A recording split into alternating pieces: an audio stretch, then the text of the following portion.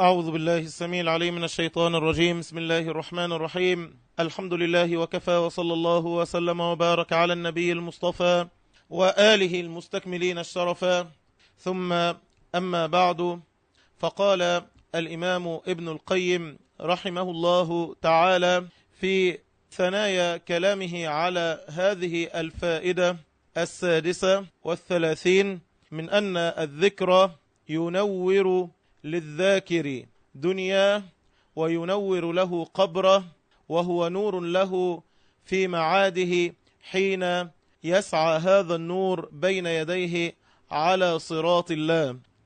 يقول ابن القيم: وكنا قد تكلمنا على أن هذا الأمر لا ينفك، ألا وهو الحياة والنور، أن الله سبحانه وتعالى يقرن بين الحياة وبين النور.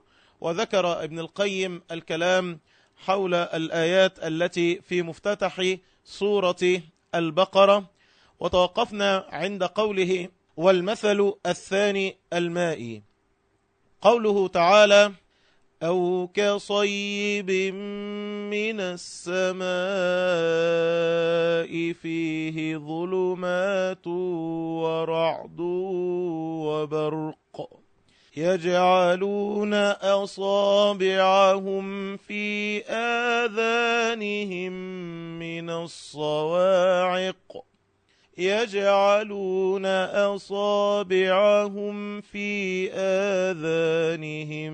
من الصواعق حذر الموت والله محيط بالكافرين.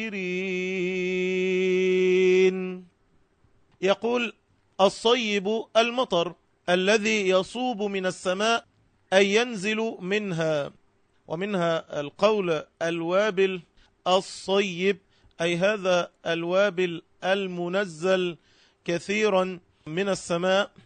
قول الله تعالى: أو كصيب، أي المطر الذي ينزل من السماء بسرعة، وهو مثل القرآن الذي به حياة القلوب، كالمطر الذي به حياة الأرض والنبات والحيوان، فأدرك المؤمنين ذلك منه، وعلموا ما يحصل به من الحياة التي لا خطر لها، فلم يمنعهم منها ما فيه من الرعد والبرق، وهو الوعيد والتهديد والعقوبات والمثلات التي حذر الله بها من خالف أمره، وأخبر أنه منزلها بمن كذب رسول الله صلى الله عليه وعلى آله وسلم، أو ما فيه من الأوامر الشديدة كجهاد الأعداء والصبر على الأمر، أو الأوامر الشاقة على النفوس التي هي بخلاف إرادتها، فهي كالظلمات والرعد والبرق. ولكن من علم مواقع الغيث وما يحصل به من الحياة لم يستوحش لما معه من الظلمة والرعد والبرق، بل يستأنس لذلك ويفرح به لما يرجو من الحياة والخصب. إذن قوله أو كصيب من السماء هذا مثال للقرآن الكريم الذي به حياة قلوب الناس، الذي به حياة المؤمنين، كما أن هذا شأن المطر بالنسبة للأرض التي إذا لم ينزل عليها هذا الماء لم تثمر شيئا ولم تنبت الثمر النافع الناجع.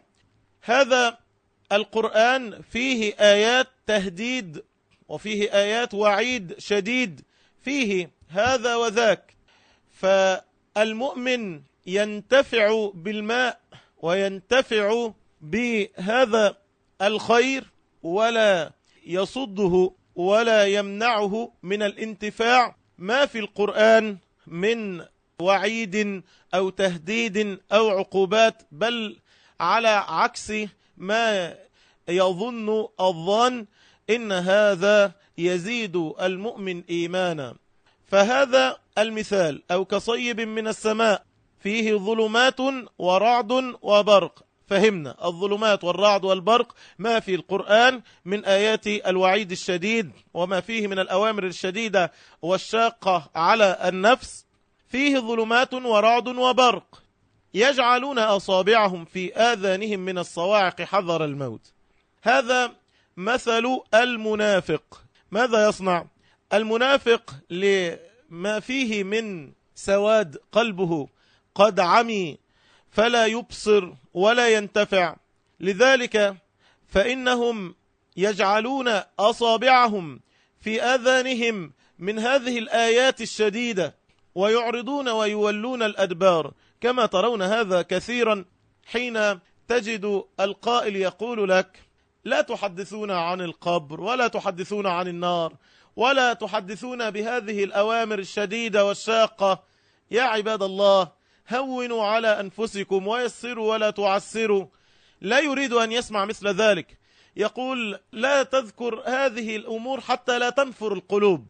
كيف لمثل داعية من الدعاة أن يولي الأدبار ويبتعد ويعرض عن مثل ذلك، أن يجمع ما بين التخويف وبين الترهيب والترغيب؟ إنه إن لم يصنع ذلك فليست دعوته دعوة ربانية. كيف لا وقد صنع الله عز وجل ذلك بعباده، فأنزل في القرآن هذا وذاك، أنزل فيه آيات الترهيب وآيات التخويف وآيات فيها الوعيد الشديد، وأنزل فيه الآيات التي فيها الترغيب وفيها المعاني أسمائه الجميلة وفيها النعيم المقيم للصالحين. لا بد أن يجمع بين هذا وذاك.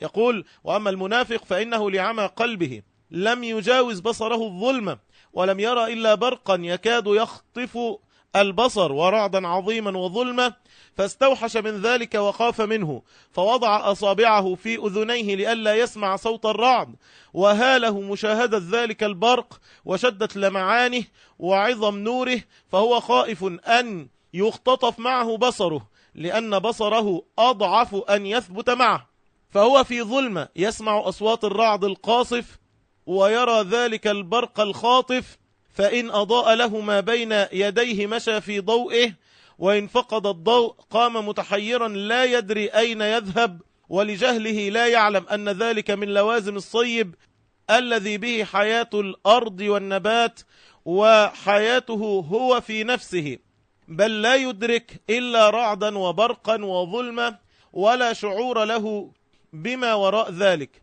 فالوحشة لازمة له والرعب والفزع لا يفارقه. وأما من أنس بالصيب وعلم أنه لا بد فيه من رعد وبرق وظلمة بسبب الغيم استأنس بذلك ولم يستوحش منه ولم يقطعه ذلك عن أخذه بنصيبه من الصيب. هذه علامة على حياة القلب وعلى سقمه أو موته. ما هي العلامة؟ العلامة ماذا تصنع حيال سماعك لآيات التهديد وآيات الوعيد الشديد في القرآن. إن كنت تتلقاها فيذعن القلب ويخضع ويذل بين يدي الله سبحانه وتعالى وينكسر ويتقبل ذلك بافتقار شديد وبخوف مقلق من أن يكون له حظ من هذا العذاب أعاذنا الله وإياكم منه، فهذه علامة على وجود حياة في القلب. أما إذا سمع هذه الآيات آيات النذير وآيات التشديد والوعيد فانصرف القلب وأعرض، وإذا به لا يريد أن يسمع مثل هذه الآيات ويقول كما قلنا يعني لا تشددوا علينا ولا تنفرونا، ولا يرى في القرآن إلا مثل ذلك، فهذه علامة على فساد هذا القلب وعلى وجود الخبث فيه. فعليكم أن تختبروا قلوبكم بهذه العلامة، علامة تقبلكم لآيات الوعيد والتهديد الشديد في القرآن. هل يتقبلها القلب؟ هل يصغي لها القلب فينكسر ويتصدع ويخشع، أم أنه يعرض وينأى؟ هذا قسطاس مستقيم. فهذا مثل مطابق للصيب الذي نزل به جبريل صلى الله عليه وعلى نبينا محمد وعلى آله وصحبه وسلم من عند رب العالمين تبارك وتعالى على قلب رسول الله صلى الله عليه وعلى آله وسلم ليحيي به القلوب والوجود أجمع.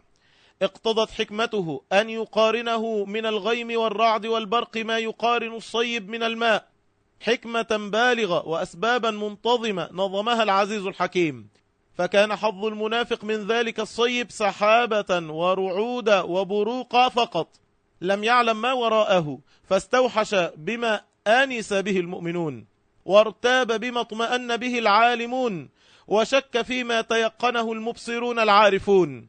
فبصره في المثل الناري كبصر الخفاش نحو الظهيرة، وسمعه في المثل المائي كسمع من يموت من صوت الرعد.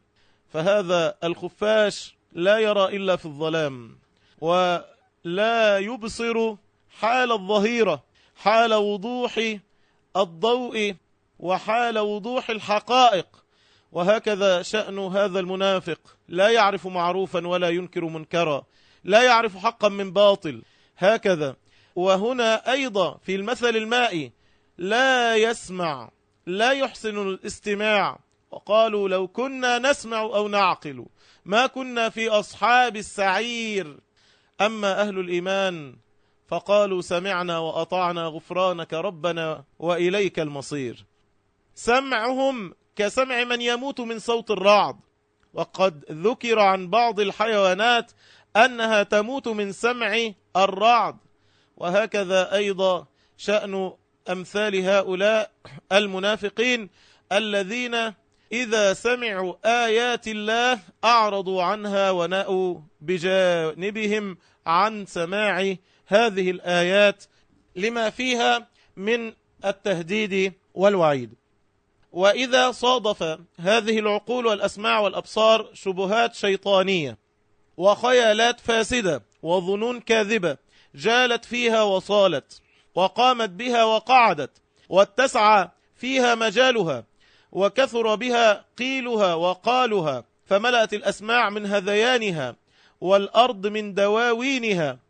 وما أكثر المستجيبين لهؤلاء والقابلين منهم، والقائمين بدعوتهم، والمحامين عن حوزتهم، والمقاتلين تحت ألويتهم، والمكثرين لسوادهم ولعموم البلية بهم وضرر القلوب بكلامهم. هتك الله أستارهم في كتابه غاية الهتك. لأجل ذلك الله سبحانه وتعالى هتك أستار هؤلاء وفضحهم وكشف أسرارهم غاية الكشف، وبين علاماتهم وأعمالهم وأقوالهم. ولم يزل عز وجل يقول ومنهم ومنهم ومنهم كما في سورة براءة، حتى انكشف أمرهم وبانت حقائقهم وظهرت أسرارهم.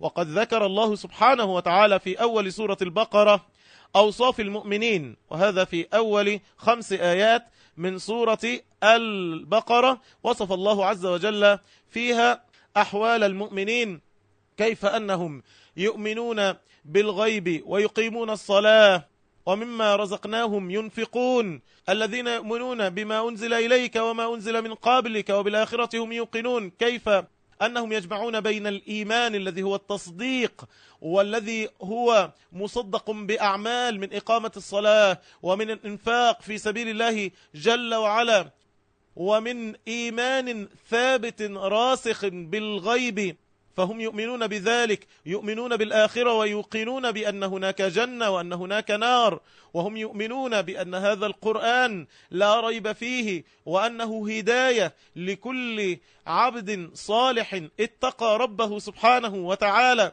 هذه أوصاف أهل الإيمان. ثم وصف الله سبحانه وتعالى أوصاف أهل الكفر والشرك والطغيان، فقال إن الذين كفروا سواء عليهم أنذرتهم أم لم تنذرهم لا يؤمنون، ختم الله على قلوبهم وعلى سمعهم وعلى أبصارهم غشاوة ولهم عذاب عظيم. هؤلاء الكفار وصفهم الله سبحانه وتعالى بهذه الصفة، أنهم لا تنفعهم لا تنفعهم موعظة سواء عليهم أأنذرتهم أم لم تنذرهم لا يؤمنون. فالحذر عباد الله من أن يكون فينا من مثل ذلك شيء. سواء عليهم أأنذرتهم أم لم تنذرهم لا يؤمنون، ختم الله على قلوبهم وعلى سمعهم وعلى أبصارهم غشاوة ولهم عذاب عظيم. فختمت هذه القلوب فلا تنتفع بشيء، وعلى الأسماع كذلك الختم فلا تسمع شيء، وعلى الأبصار غشاوة فلا تبصر شيئا. قل أرأيتم إن أخذ الله سمعكم وأبصاركم وختم على قلوبكم من إله غير الله يأتيكم به. اللهم إن كانت لنا قلوب ففقدناها فردها إلينا ربنا قلوبا سليمة تحبك وتخشاك. وإن كانت أسماعنا قد صار فيها الوقر وصارت لا تنتفع بخير وصارت لا تميز بين حق وباطل، فاللهم يا أرحم الراحمين رد إلينا أسماعنا وطهرها واكشف عنها هذا البلاء حتى تسمع وتعرف، فيكون لذلك أثره على القلب. وكذا الشأن يا ربنا، أرنا بأبصارنا الحقائق فاجعلنا نرى الأمور على حقائقها، نراها بأعيننا وبقلوبنا يا رب العالمين. لما وصف الله عز وجل أهل الإيمان والكفر ثم وصف المنافقين بعد ذلك من بادئ الآية 8 وحتى الآية 20 في نحو 13 آية. يعني لو تدبرتم 3 آيات في أوصاف المؤمنين، 3 آيات: الذين يؤمنون بالغيب ويقيمون الصلاة ومما رزقناهم ينفقون، والذين يؤمنون بما أنزل إليك وما أنزل من قبلك وبالآخرة هم يوقنون، أولئك على هدى من ربهم وأولئك هم المفلحون. ثم بعد ذلك جاءت آيتان في وصف الكفار كما تقدم، ثم في أوصاف هؤلاء 10 آية. فكيف أن الأمر لم يحتج كي يظهر الله سبحانه وتعالى علامات أهل الإيمان ويصفهم بأوصاف، لم يحتج الأمر أكثر من أن تكون في مستهل هذه الصورة التي في مفتتح كتاب الله عز وجل أكثر من 3 آيات. وكذلك الشأن في أهل الكفر فقط 2. أما في أهل النفاق لما قد يلغز على كثير من الناس ولما يشتبه في هذا الباب كثيرا، حتى أنه لا يستطيع أن يميز هؤلاء من هؤلاء، يميز أهل النفاق من أهل الإيمان أحيانا وأهل النفاق من أهل الكفر أحيانا، حتى أن هذا الأمر يصعب على كثير من الناس. بل هذا في خاصة نفسك يا عبد الله. هل تتهم نفسك بالنفاق؟ يا عبد الله، يا أمة الله، هل تتهمين نفسك بخصلة من خصال النفاق؟ هل ترين في نفسك مثل هذه الخصال؟ فكيف بالله؟ ثم كيف أنت بالله؟ اللهم عافنا ولا تفترنا. كيف بالله ترضون بالدرك الأسفل من النار؟ فلعموم الابتلاء بهذا وشدة المصيبة في هذا الأمر إن الله سبحانه وتعالى بين صفات هؤلاء وعلاماتهم في هذه الآيات. يقول ابن القيم: فلعموم الابتلاء بهم وشدة المصيبة بمخالطتهم فإنهم من الجلدة مظهرون الموافقة والمناصرة، بخلاف الكافر الذي قد تأبد بالعداوة وأظهر السريرة ودعاك بما أظهره إلى مزايلته ومفارقته. فهذا معلوم شأنه، هذا رجل كافر، هذا رجل يدعي الكفر، ولا إشكال في أن تعرف أن مثل هذا يعرض عنه وتنحيه جانبا عن طريقك. هذا كافر لا إشكال، تبين الباطل من الحق. لكن في شأن المنافق يخدعك ويوهمك، وربما تفتتن بظاهره، وإذا رأيتهم تعجبك أجسامهم، وإن يقولوا تسمع لقولهم كأنهم خشب مسندة. هكذا. ونظير هذين المثلان المذكوران في سورة الرعد في قوله تعالى: أنزل من السماء ماء فسالت أودية بقدرها فاحتمل السيل زبدا رابيا. هذا أيضا مثل المثل الذي في سورة البقرة، قول الله تعالى: أنزل من السماء ماء فسالت أودية بقدرها فاحتمل السيل زبدا رابيا ومما يوقدون عليه في النار ابتغاء حلية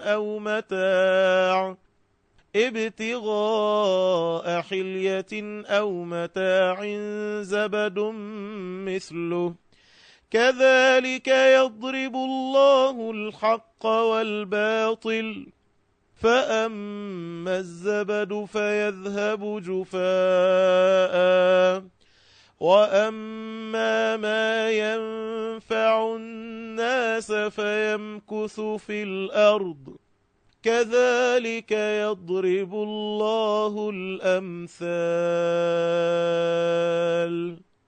هذه الآيات يخبرنا الله سبحانه وتعالى فيها بمثل للحق والباطل، بماء أنزله من السماء فجرت به أودية الأرض بقدر صغرها وكبرها، فحمل السيل غثاء طافيا فوقه لا نفع فيه. هذا الماء إذا نزل على الأرض فجرف هذه الأرض، فصارت هذا الماء ملطخا بأثر هذا الاختلاط بتراب الأرض، فصار هذا الطين الغثاء الطافي فوق الماء الذي لا نفع فيه. وضرب مثلا آخر هو لمن يوقدون عليه في النار المعادن. هذه المعادن يوقدون عليها النار لصهرها طلبا للزينة كما هو الشأن في الذهب والفضة، أو طلبا لمنافع ينتفعون بها كما في النحاس، فيخرج منها خبثها مما لا فائدة فيه، كالذي كان مع الماء تماما هذا الزبد الطافي الذي لا قيمة له. بمثل هذا يضرب الله المثل الحق والباطل، فالباطل كغثاء الماء يتلاشى أو يرمى إذ لا فائدة منه، والحق كالماء الصافي وكالمعادن النقية تبقى في الأرض للانتفاع بها، كما بين الله سبحانه وتعالى هذه الأمثال وضربها للناس ليتضح الحق من الباطل والهدى من الضلال. فهمتم هذا المثال؟ وهذا المثال مثال سورة البقرة ومثال سورة الرعد. يقول ابن القيم: فهذا هو المثل المائي، شبه الوحي الذي أنزله بحياة القلوب بالماء الذي أنزله من السماء، وشبه القلوب الحاملة له بالأودية الحاملة للسيل، فقلب كبير يسع علما عظيما كواد كبير يسع ماء كثيرا، وقلب صغير كواد صغير يسع علما قليلا، فحملت القلوب من هذا العلم بقدرها كما سالت الأودية بقدرها. ولما كانت الأودية ومجاري السيول فيها الغثاء ونحوه مما يمر عليه السيل فيحتمله السيل فيطفو على وجه الماء زبدا عاليا ويمر عليه متراكبا، ولكن تحته الماء الفرات الذي به حياة الأرض، فيقذف الوادي ذلك الغثاء إلى جنبتيه حتى لا يبقى منه شيء، ويبقى الماء الذي تحت الغثاء يسقي الله تعالى به الأرض فيحيي به البلاد والعباد والشجر والدواب، والغثاء يذهب جفاء يخفى ويطرح على شفير الوادي. فكذلك العلم والإيمان الذي أنزله في القلوب فاحتملته فأثار منها بسبب مخالطته لها ما فيها من غثاء الشهوات وزبد الشبهات الباطلة، يطفو في أعلاها، واستقر العلم والإيمان والهدى في جذر القلب، فلا يزال ذلك الغثاء والزبد يذهب جفاء ويزول شيئا فشيئا حتى يزول كله، ويبقى العلم النافع والإيمان الخالص في جذر القلب يرده الناس فيشربون ويسقون ويمرعون. ابن القيم ها هنا دلنا على وصفة علاجية مهمة. يا من تشتكي رواسب الجاهلية في قلبك، يا من تشتكين من أثر الذنوب والران على القلب، يا عباد الله نحتاج أن نفتح هذه القلوب وأن نرويها بالذكر وبالقرآن، فإنها إذا تنزلت هذه الرحمات على القلوب وتنزل نور الإيمان على القلب بدد ظلمات الجهل والشهوة وبدد ظلمة المعاصي التي تراكمت بسبب النكات السوداء التي على القلب. فما من عبد يذنب ذنبا إلا نكتت في قلبه نكتة سوداء. إذا أردتم ذلك فعليكم بهذا المثل، ضعوه نصب أعينكم وأنتم تستمعون للقرآن دائما أبدا، وأنتم تذكرون وأنتم تقرؤون وأنتم تتدبرون. تذكروا هذا المثال، أن القلب الآن عليه غلاف وعليه طبقة تحول بينكم وبين الدخول على ربكم، فبين القلب وبين الرب مسافة، وبينكم وبين هذا العمل وبين القلب مسافة أخرى. فنريد أن يؤثر هذا العمل في القلب.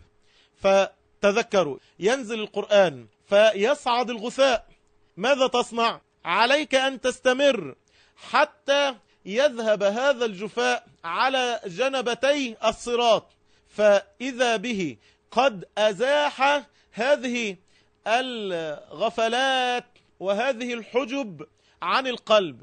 ينزل فينطرح الغثاء حتى لا يبقى منه شيئا فيذهب جفاء، ثم يبقى العلم النافع والإيمان الراسخ في القلب تنتفعون به. إذن عندنا مرحلتان: مرحلة استشفاء ومداواة ومرحلة تطهير، هذه التي نحن فيها، ثم مرحلة انتفاع ومرحلة اعتبار واستشعار ومرحلة تذوق لحلاوة الإيمان وطعم الإيمان. فلا تستعجلوا في أن تدركوا المرحلة الثانية قبل الأولى. علينا الآن في التطهير، علينا الآن أن نذهب هذا الجفاء. أولا نخرج ما في القلب من الشوائب والقذر حتى يصعد زبد رابية، ثم بعد ذلك علينا بأن نستمر في سقاية القلب حتى يذهب هذا الزبد جفاء، حتى يذهب بعيدا، فينتفع الإنسان منا بعد ذلك لما يصفو قلبه، ولما يكون في القلب فقط ما أشرب من العلم النافع والإيمان. فهمتم؟ هذا واجب عملي عليكم، أن تقرأوا وأن تتدبروا وأن تسمعوا وأن تذكروا بنية الاستشفاء والتطهر. يقول ابن القيم: وفي الصحيح من حديث أبي موسى عن النبي صلى الله عليه وعلى آله وسلم قال: مثل ما بعثني الله تعالى به من الهدى والعلم كمثل غيث أصاب أرضا فكان منها طائفة طيبة قبلت الماء فأنبتت الكلأ والعشب الكثير، وكان منها طائفة أجادب أمسكت الماء فسقى الناس وزرعوا، وأصاب منها طائفة أخرى إنما هي قيعان لا تمسك ماء ولا تنبت كلأ، فذلك مثل من فقه دين الله تعالى ونفعه ما بعثني الله به فعلم وعلم، ومثل من لم يرفع بذلك رأسا ولم يقبل هدى الله الذي أرسلت به. هذا الحديث حديث في الصحيحين، فيه بيان أن الناس على طبقات ثلاث. يا عباد الله صنفوا أنفسكم. نسمي اليوم محاضرتنا هكذا: صنفوا أنفسكم. علمتم أي القلوب قلوبكم؟ أي قلب؟ هل القلب الذي ينتفع أم هذا القلب الذي شبه بالمثال الناري أم الذي شبه بالمثال المائي؟ ونفوسكم يا عباد الله عليكم أن تصنفوها وتعرفوا أي الأنفس هي نفسكم، على أي نفس تكونون. وانظروا إلى هذا واعلموا في أي طبقة أنتم فيها. الناس يجعلهم النبي صلى الله عليه وسلم بالنسبة إلى تلقي الهدى والعلم، لأن الناس هكذا ثلاث: إما عالم وإما متعلم وإما همج رعاع، لا يتعلمون شيئا ولا يعلمون شيئا، فهؤلاء هم الجهال المبعدون عن صراط الله. وليس المعنى أن يكون طلب العلم هو أن ينتهي من فرع من فروع العقيدة والفقه وكذا وكذا، لا، العلم هو العلم بالله سبحانه وتعالى، وكل هذه العلوم تخدم على هذا المعنى. فإذا تعلمت الاعتقاد عرفت من هو ربك، ودنت ربك بمعتقد سليم على معتقد أهل السنة والجماعة. وإذا تعلمت الفقه تعلمت الورع وعرفت الحلال من الحرام.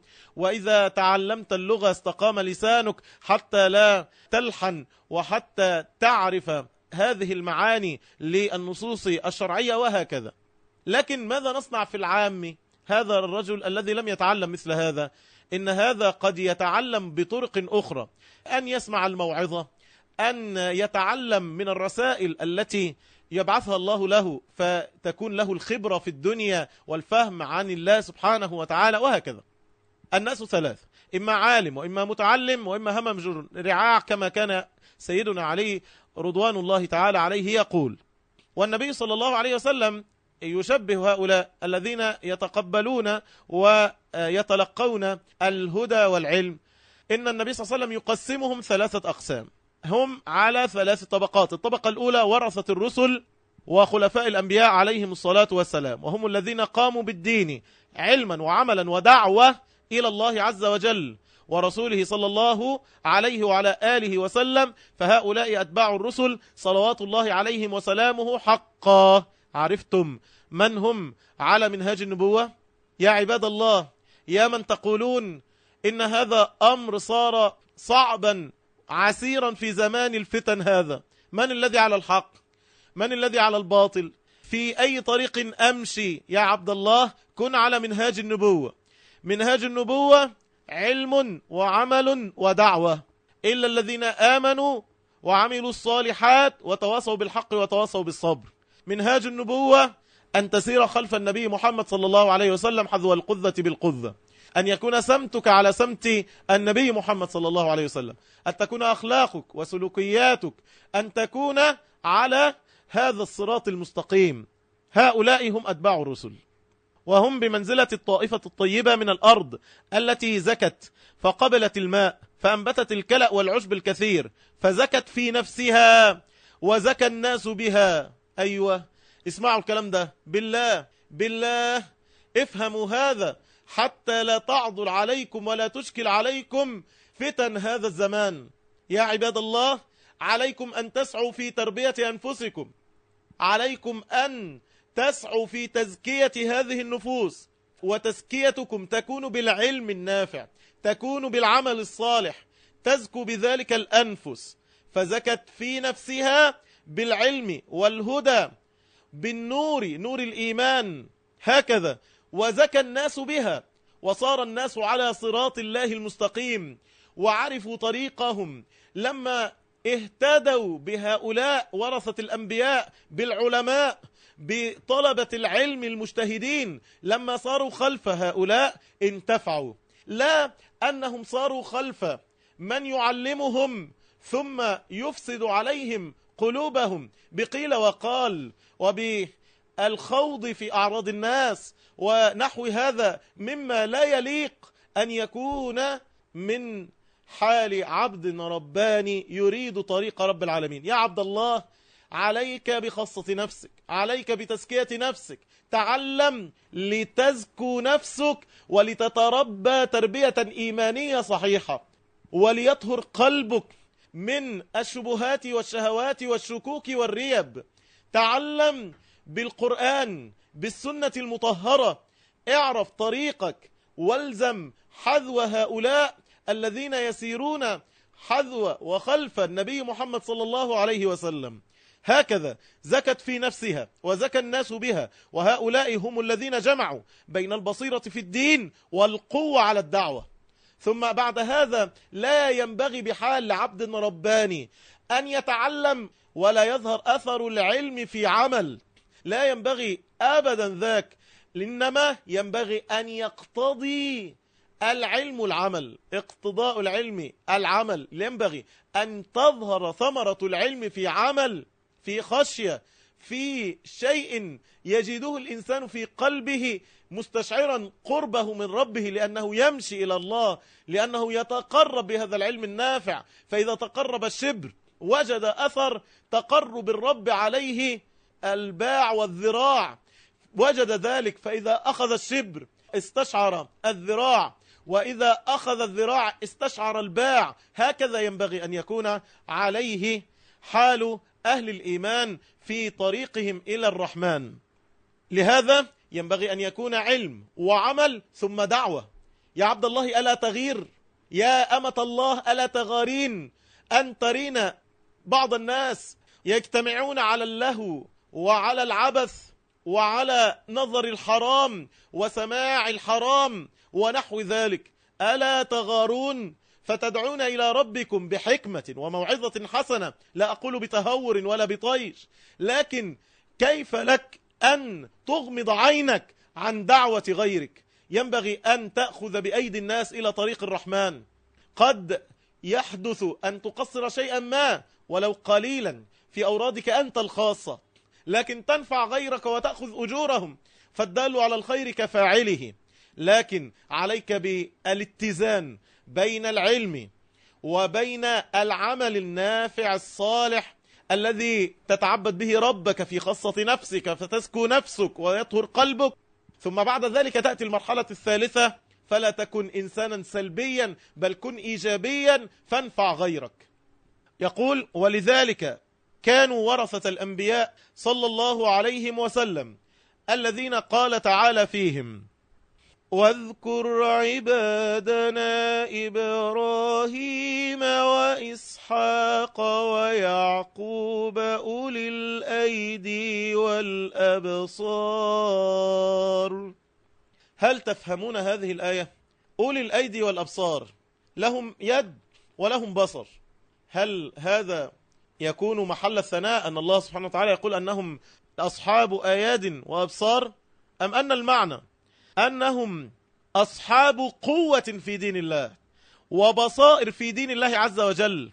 فبالبصائر يدرك الحق ويعرف، وبالقوى يتمكن من تبليغه وتنفيذه والدعوة إليه. فهذه الطبقة كان لها قوة الحفظ والفهم في الدين والبصر بالتأويل، ففجرت من النصوص أنهار العلوم واستنبطت منها كنوزها ورزقت فيها فهما خاصا، كما قال أمير المؤمنين علي بن أبي طالب: وقد سئل: هل خصكم رسول الله صلى الله عليه وعلى آله وسلم بشيء دون الناس؟ فقال: لا والذي فلق الحبة وبرأ النسمة إلا فهما يؤتيه الله عبدا في كتابه. هذا الأثر عن علي رضي الله عنه في الصحيحين. فهمتم؟ هذا هو الصراط. عليك أن تتعلم، تحفظ وتفهم وتتبصر وتسأل ربك أن تكون من أهل الأيدي والأبصار، يكون لك قوة في دين الله ويكون لك البصيرة. هؤلاء أولو الأيدي، والأيدي هنا يراد بها أكثر من معنى. إما الأيدي أي أنهم لهم أيادي خير وكرم وقوة في دين الله، أو أن المعنى كذلك أن لهم الأبصار أي البصائر والفهم عن الله سبحانه وتعالى. ذكر العلامة الألوسي في ذكر معنى هذه الآية قال: واذكر عبادنا إبراهيم وإسحاق ويعقوب أولي الأيدي والأبصار.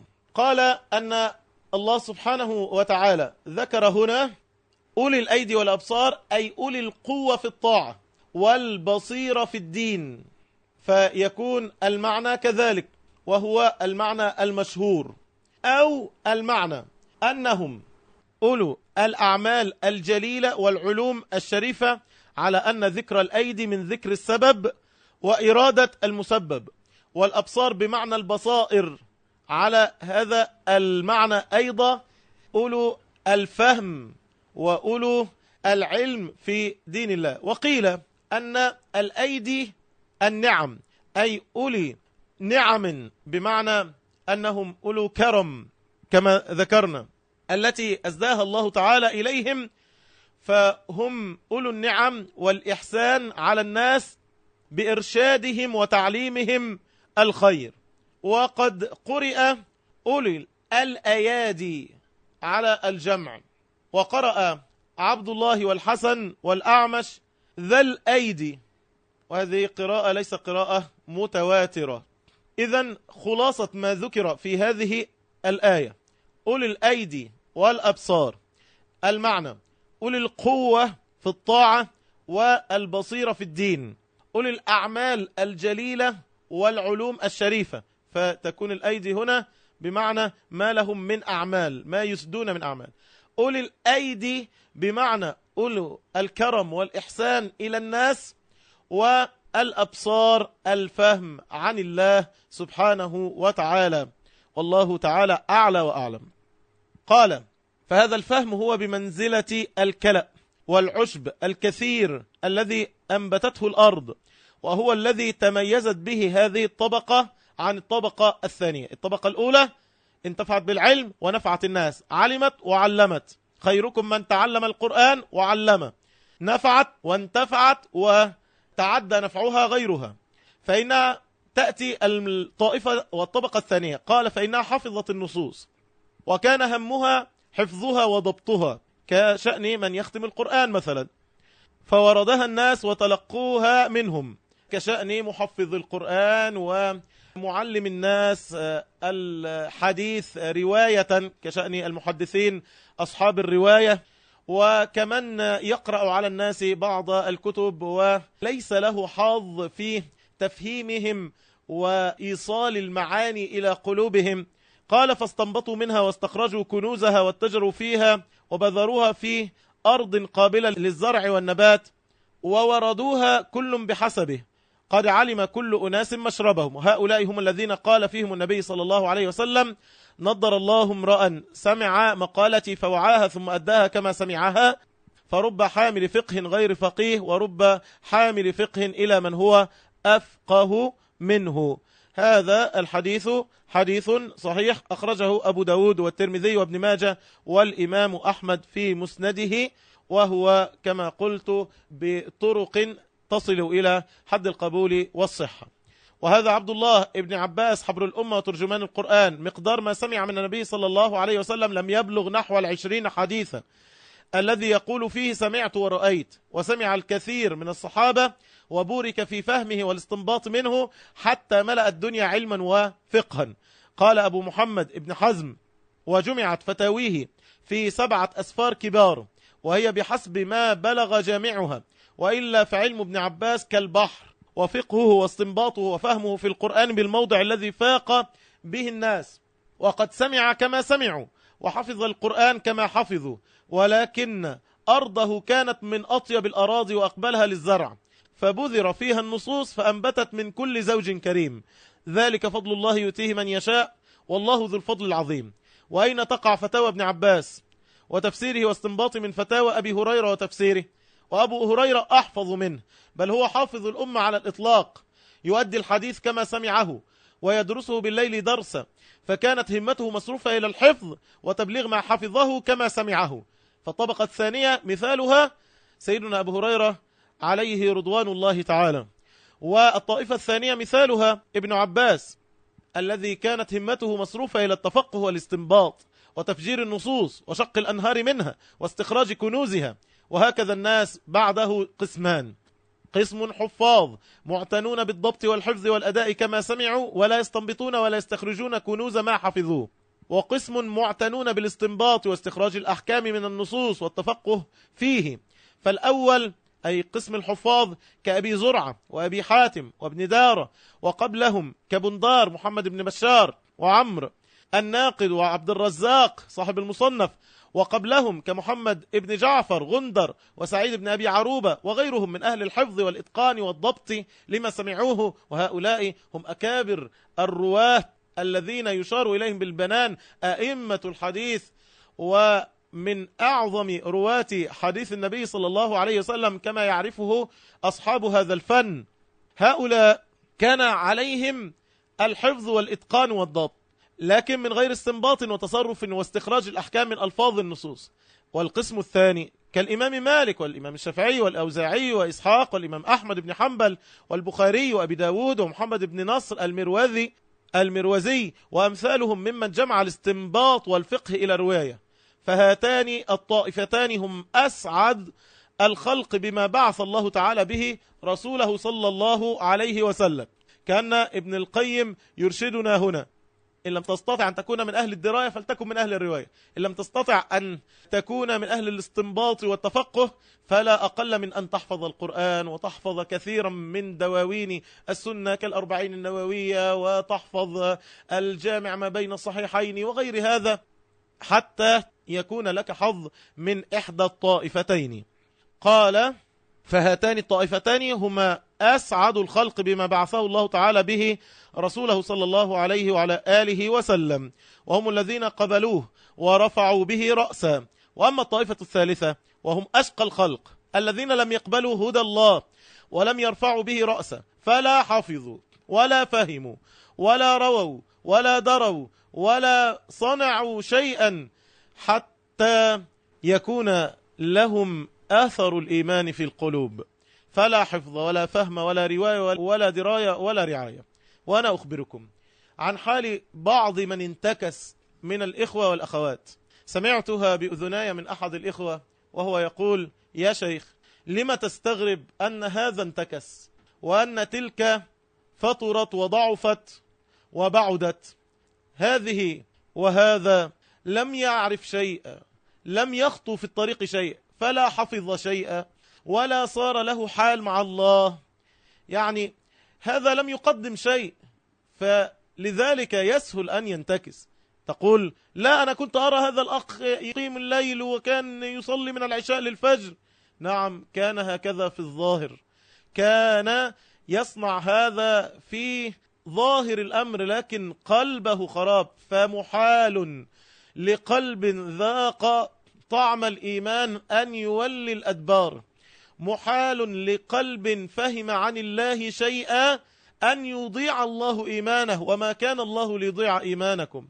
لكن لما لم يحفظ شيئا من القرآن، لم يحفظ شيئا من العلم، لم يحفظ شيئا من السنة، لم يتعلم العلم النافع، وإنما أخذ قشورا وسمع كلمات متفرقات متبعثرات، لما كان أمره على هذه الحالة ولا هو درى، فلم يدخل قلبه شيء. لذلك أنا أوصيكم فيا عباد الله، أروا الله من أنفسكم شيئا ولا تكونوا أشقى الخلق، فلا حفظ ولا فهم ولا رواية ولا دراية ولا رعاية.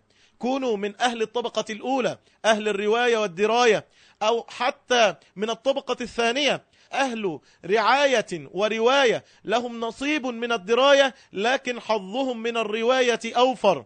ولا تكونوا أصحاب الطبقة الثالثة الأشقياء، لا رواية ولا دراية ولا رعاية، إنهم إلا كالأنعام بل هم أضل سبيلا، فهم الذين يضيقون الديار ويغلون الأسعار. إن همة أحدهم ما هي إلا بطنه وفرجه، إن همة أحدهم إلا بطنه وفرجه، فإن ترقت همته كانت همته مع ذلك لباسه وزينته، فإن ترقت همته فوق ذلك كان همه في الرياسة والانتصار للنفس الكلبية التي تقع هكذا على الشهوات، يلهث، فمثله كمثل الكلب إن تحمل عليه يلهث. هذا مثل الدنيويين الذين يعيشون لمتاع الدنيا الزائل، الذي يفكر في الشقة والسيارة والزوجة الجميلة وهي تفكر في الزوج وهو يفكر في المرتب الكبير. هذه أمور وسائل نتعبد بها لله رب العالمين، هذه وسائل لا غايات. يا عباد الله، عليكم أن تفهموا مثل ذلك، فلا تصير هممكم في هذه الدنايا من الدنيا. يا عباد الله، لا تكونوا كأصحاب الأنفس الكلبية اللاهثة خلف الدنيا، فإن ارتفعت همته عن نصرة النفس الكلبية كان همه في نصرة النفس السبعية، يريد أن يكون مستأسدا، يريد أن تكون له الغلبة، يريد أن يشار إليه بالبنان، يريد أن يكون هو هكذا كالأسد، يتأسد بمعنى يتملك، يريد أن يشار، يريد أن يتميز، يريد فيصير فيه من آفات الكبر، ويصير فيه من آفات البعد عن الله سبحانه وتعالى، من رؤية الأعمال وحظوظ النفس والتميز على الخلق. وأما النفس الملكية فلم يعطها أحد من هؤلاء، هذه النفس الملكية، فإن النفوس كلبية وسبعية وملكية. فالكلبية تقنع بالعظم والكسرة والجيفة والعذرة، والسبعية لا تقنع بذلك، بل بقهر النفوس، بالظلم، بالاستعلاء، تريد الاستعلاء عليها بالحق والباطل. وأما الملكية فقد ارتفعت عن ذلك وشمرت إلى الرفيق الأعلى، فهمتها العلم والإيمان ومحبة الله تعالى والإنابة إليه والطمأنينة به والسكون إليه وإيثار محبته ومرضاته، وإنما تأخذ من الدنيا ما تأخذ لتستعين به على الوصول إلى فاطرها وربها ووليها، لا لتنقطع بها عنه. ثم ضرب سبحانه وتعالى مثلا ثانيا هو المثل النار، فقال ومما يوقدون عليه في النار ابتغاء حلية أو متاع زبد مثله. وهذا كما قلنا كالحديد والنحاس والفضة والذهب وغيرها، فإنها تدخل الكير لتمحص. نعم، أدخلوا قلوبكم الكير لتمحص وتخلص من الخبث فيخرج خبثها. اللهم طهر لنا قلوبنا من خبثها، اللهم طهر لنا قلوبنا من الران الذي عليها، اللهم طهر لنا قلوبنا حتى لا يبقى فيها من الدرن، من أدران الشرك، شرك المحبة والخوف والتوكل وغيره، لا يبقى فيها من أثر أدران المعاصي التي اقترفتها أيدينا شيئا. اللهم طهر لنا قلوبنا، اللهم نقها كما ينقى الثوب الأبيض من الدنس، اللهم اغسلها من الخطايا والذنوب حتى لا يبقى من الدرن شيئا، فيخرج خبثها فيرمى به ويطرح ويبقى خالصها، فهو الذي ينفع الناس. هذه موعظتنا في يومنا هذا، أسأل الله تعالى أن ينفعنا بما ورد فيها من معاني عظام. نسأل الله تعالى أن نكون من أهل الطبقة الأولى أو حتى الثانية من الطبقات التي ذكرها النبي صلى الله عليه وسلم، وأن يرزقنا الله عز وجل تلك الأنفس الملكية، ونعوذ به مما في أنفسنا من الصفات الكلبية ومن الصفات السبعية. نسأله جل وعلا أن يتقبل منا ومنكم، وأن يأخذ بأيدينا وأيديكم إليه أخذ الكرام عليه. وملحة الختام كما تعودنا من الأمس أن نذكر شيئا من الذكر. قال النبي صلى الله عليه وسلم في الحديث الذي رواه الترمذي بإسناد حسن: أفضل الدعاء الحمد لله. وقال صلى الله عليه وسلم، والحديث رواه الإمام أحمد في مسنده وصححه الألباني وغيره: خير عباد الله تبارك وتعالى يوم القيامة الحمادون. فأكثروا من حمد الله سبحانه وتعالى، وأروا الله من أنفسكم شيئا، ونافسوا في الله. علينا أن نتبارى، علينا أن نتنافس، علينا أن نجاهد في الله حق جهاده. هو اجتبانا وهو سبحانه وتعالى اصطفانا، وحق ذلك أن نبذل قصار الجهد في طاعته، فلنرين الله ما نصنع. أسأل الله تعالى أن يتقبل منا ومنكم، وسبحانك اللهم ربنا وبحمدك، أشهد أن لا إله إلا أنت، أستغفرك وأتوب إليك. اللهم صل على النبي محمد وعلى آله وصحبه وسلم.